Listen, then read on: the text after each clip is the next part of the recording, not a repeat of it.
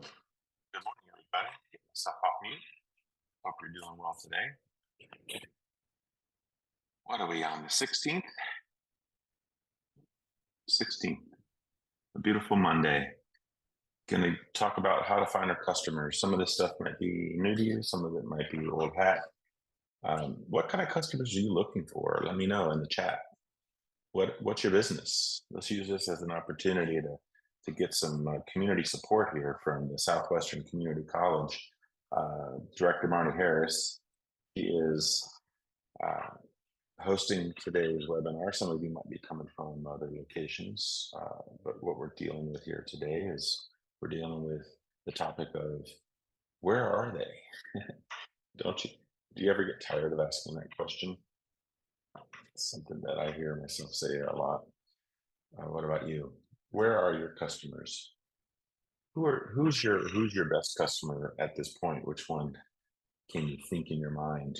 Kind of come up with a list of write it on a sticky note, either color, of course. Write a quick little list out while we're waiting for people to keep coming on. We've got some people coming in. When you're thinking about your ideal client, when you're thinking about your avatar, when you're thinking about the person that you're selling to, who's buying from you, who are they? It's just an exercise you probably will never stop doing that exercise. So those of you who are rolling in, we're kind of waiting for people to come on. Just kind of grab a sticky note. Their color could be blue. It's hard to write on blues, but welcome everybody. We're coming into an opportunity here to think through some steps and some ideas around how to find your customers. We've got more people still coming on. So as I'm kind of integrating all of us into one class, thinking about who your ideal client is, your avatar, your niche, and you can even write it down on a sticky note. Choose a color. 6 bullet points. Here we go. Someone's putting into. Thank you so much, for adding your business here. Other people should do it too. Do you have a website? Do you have Instagram handle? Where do you put your finished furniture products on Live Edge Furniture? How do you advertise? Where are you reaching your customers now? Put that in the chat box. Okay, they're nice. Small business owners, marketing, web design, agency, and Silva. Wow, awesome, cool. You probably know Tanya then, the owner of the company that I'm working for, up here in the right corner of your slide, 10 Biz, Building Business Champions.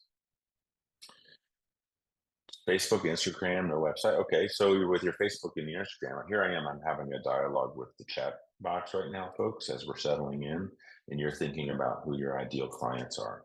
Because what we're doing is we're talking about how to find your customers, and I want you to be thinking about that from the get-go. And because in the next 7 days, what is it that you're going to be aiming at? What is it that you're going to commit to in your practice? What's something that you're going to do on your posts? So in the next 7 days, what are you going to do?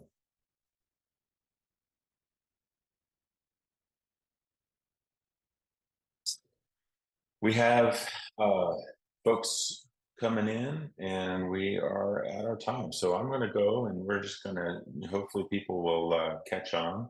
So we're talking about how to find our customers, and you got opportunity here. Put your social media handles, your URL for Facebook, your URL for Instagram. If you have a website, put it in there.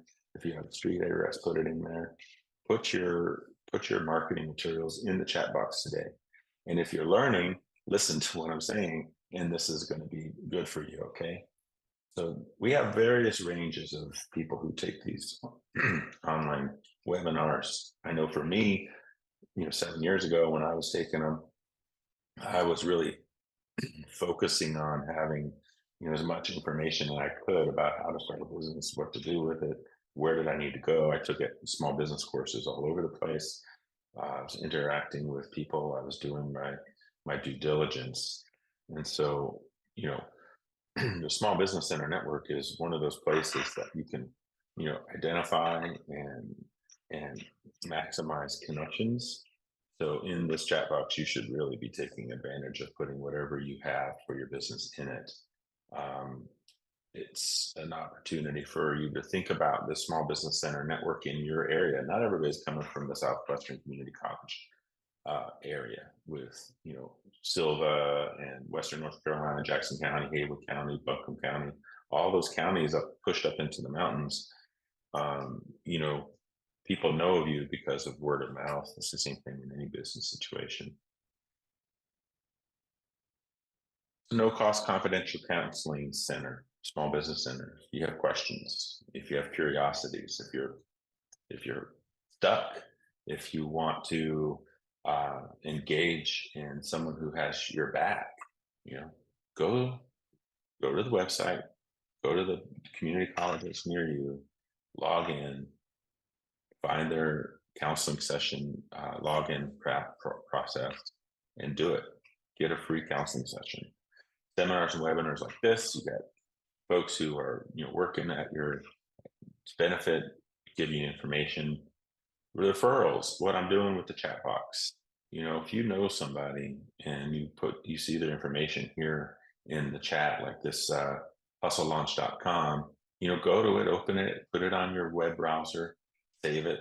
And, if you have an opportunity to meet up with the owners that are putting information in the chat box, or if you reach out through social media and you like and follow and you comment through the platform, what you're doing is you're creating conversations, which in business startup is really useful because you're trying to identify how you're going to play inside this environment called the business environment. So as we build our referrals, as we build our relationships with the small business center networks across North Carolina and across your region, a lot of times every time you contact, you're going to get a survey. And when you put the data inside the survey, the director gets that and is able to use it at the end of the year when they do their final reporting for the state, because this is free services to the local businesses and it has to be validated, it has to be accounted for, and surveys help do that. So every time you get a survey, do the survey, put your information in, it's collected, it's corroborated, it's referred to, and as far as the report goes, none of your private information is put in there. All it is just creating an aggregate number. And it's important for me to say all this at the beginning because you need to know that, for you to build your business is to look out for other people who are building their businesses, see how they're doing it, see what they're doing. And then when you have a question, reach out and ask for help through the Small Business Center, through counseling, through business, 10biz, stuff like, small business owners working to help you. My name is Adam Knapp. I am a business owner myself. I'm also a consultant. I'm working with 10biz and building business champions out of Silva. Former educator, spent decades in the classroom, multiple levels, but I've been a business advocate and growth for the region now since 2018. It's been fun. I've learned a lot. See all these gray hairs. Anyway, what are our objectives today? We want to push ourselves to get some ideas of, what is our market? What's our product? How are we going to push our service, right? So we want to clarify some of our ideas. We want to clarify maybe like how we can, niche down. Sometimes narrowing idea, from what I've noticed, when people get very narrow. If you're starting a microgreens farm in Franklinton, North Carolina, that's awesome. Connect with the Small Business Center there. Create a conversation if you already haven't. If you have, let me know so I can stop pestering you. But I know the small business directors, even today, are still very useful and helpful on like just me. And as I continue building my business, there's the relationships we build, right? That's how we make it work. So microgreens, the community is going to be thankful. So what we want you to do is we want you to think about yourself, but to think about yourself, you want to be able to think about who your competition is. So what other agencies, what other farms, what other businesses that do live edge furniture are around there in your area that can give you kind of an understanding of what the market looks like. When you're doing live edge furniture, off of Highway 64, what's going on down in Charlotte? What's happening in Bryson City? What's happening down in Franklin? There's a big circumference of competitors. Maybe there's no one right next to you in the same zip code, but there's definitely going to be somebody in the general area. From 20 miles, 40 miles, 60, 80, 100. But you want to kind of expand the aperture of your competition. And for you who are just starting your microgreens farm, and if you're new and you want to learn from other business owners, that's awesome. If you've been pushing hard and been building your business and you're moving to another level, that's great.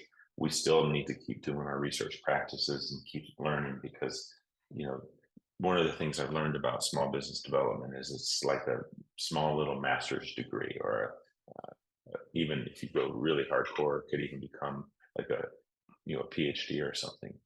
Your success is going to be based on what level of research you can do in the general area around what people are doing similar to you.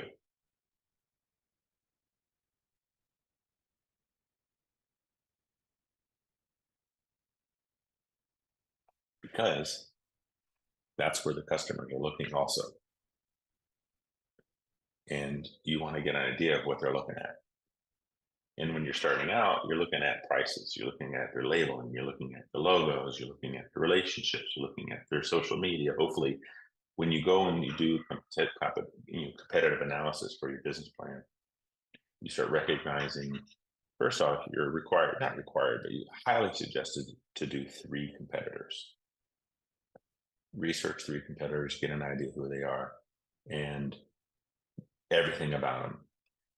And I've heard a lot of good and smart coaches and consultants and motivational speakers and people talk about that we're not looking at competition really. We're looking at collaboration. We're looking at a way of developing and strengthening the web that we're relating to. And one of the things that you can do that is through noticing who's doing what like you around you in a circumference. Okay. So we want you to be thinking about that as we move forward today. What's my mission and vision in my business? Who are my ideal clients? Who am I selling to? And who's trying to do the same thing? And the way we find our customers is we got to create some understanding of what our potential is in the market. And that's just going to have to be you doing a bunch of kind of trial and error situations where you're discovering what you find. Okay, so those are going to be some of the topics that we cover today. That's kind of where we're going to head. It's 10 something now, and this is a 10 to 12 class kind of on the schedule. Oftentimes they leave a little early, so we'll do our best to kind of connect with you today. If you have any thoughts or any additional comments, you can put them in the chat box. If you have any reach outs or connections, go to your small business center director. What you're trying to do is you're trying to find yourself in the market, right? So you're going to hear me say some things over and over again. A lot of times, it gets irritating. One of the things that I hope that you get to do, though, is you get to pick up on some patterns, and that you key in on that. If they're being spoken, there's some intentionality about that, right? Some reasons. It's not usually an accident that you're hearing what you're supposed to hear. Okay, so marketing. You're looking for leads. So how do you do your marketing? Again, ideal client, your customer. Who's going to give you money? Who's going to take money from their pocket and put it into your bank for your business growth? And what are they looking at? How are you going to make those connections? That's kind of what lead generation is, finding those relationships. trying to develop a kind of a sense that people know you're in the market.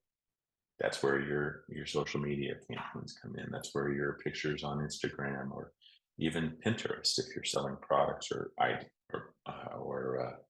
serve like not just greens, but anybody on here doing crafts, any sort of microgreens. Well, the live edge furniture. I bet you if you had a Pinterest account, that might be cool to play around with. Says here you have Facebook and Instagram. Marketing agencies are paying attention to Pinterest, and so are customers. That might be something to take a look at for you.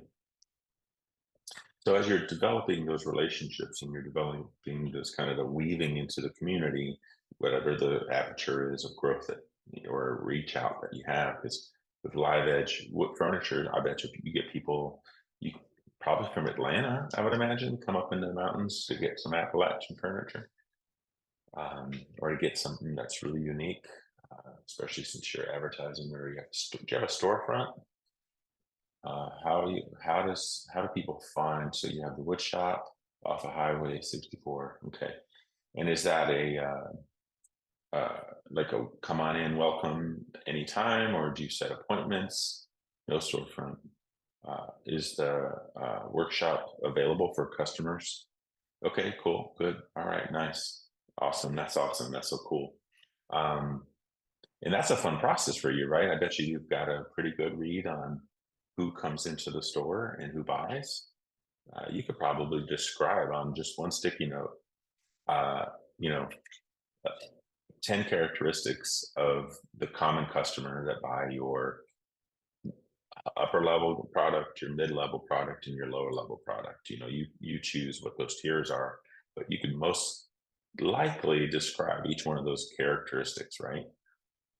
Another characteristic, yeah, from Atlanta, Florida, yeah, for sure, absolutely, definitely imagine that. And so you have geography. So what are we talking about here?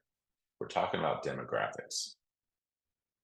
Okay, so your ideal client is going to be within a particular demographic, within a particular psychographic, and a particular, geographic sometimes too, of course, unless you have travelers coming in from Colorado or Ohio or something.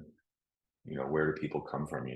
So here we go. You're getting your lead generation, you're building awareness, you're building relationships, and then you have to figure out a way to make the sale. You have to figure out a way to create a contract between you and the customer and have them enroll in your product, enroll in your service.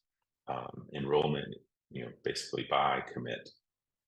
Depending on, like in this marketing agency here, you have marketing web design in Silva, hustlelaunch.com. You're creating relationships. Hopefully you're creating product so people can see what you're doing. Hopefully you're creating something like maybe some text for your marketing, for your online stuff. And then you want to know how to deliver and you put into the relationship, the fulfillment relationship. Okay, so this is just a little graph to show you where to kind of how you move from not having a customer to having a customer. You got to go out and find them. You got to bind it. You got to grind. You got to create some sort of relationship and do the work, commit to it, show up, values, mission, vision, how you show up, what's your professionalism, the delivery, right? And then customer care is also values driven. How do you make sure that your customers are doing okay when they get into your stream? If you have a short-term relationship with them, once they buy it, they're gone, you're done, that's fine. But I know one of the things when my parents would go to a particular place in France and buy some glass. I grew up overseas, so it was like going to the next state, wasn't a big deal. But they had some sculptures that they commissioned from the same artist my whole life. So in our family house, we have this kind of set of commissioned pieces, just small pieces that my parents really love. But that customer care Like, why would my parents keep going back to that? Why do we go back and back and back again? Because of the relationships, right? Because of the relationship, because of the assurance, because there's some sort of trust being built, right? So how do you create that trust from the marketing, getting the sales, the delivery, and then the customer care? What's your process going to be? How are you going to show up as an individual, as a brand? What characteristics of your brand are evident? Like 3 characteristics. Like, what are 3 characteristics that people appreciate? Just write them down real quick, like on a sticky note. Character 1, 2, 3. You can even put it in the chat box like you're doing. But what are the characteristics that you're of your customers? Be thinking about that. Awesome. All right. How's everybody doing? So, there's a lot to know. We got so much to pay attention to in today's market. We have lots of networking that has to happen. How do you become, your own professional? Maybe you have the opportunity um, to hire someone to do all your marketing. How would that be? They would be in charge of doing the networking, connecting to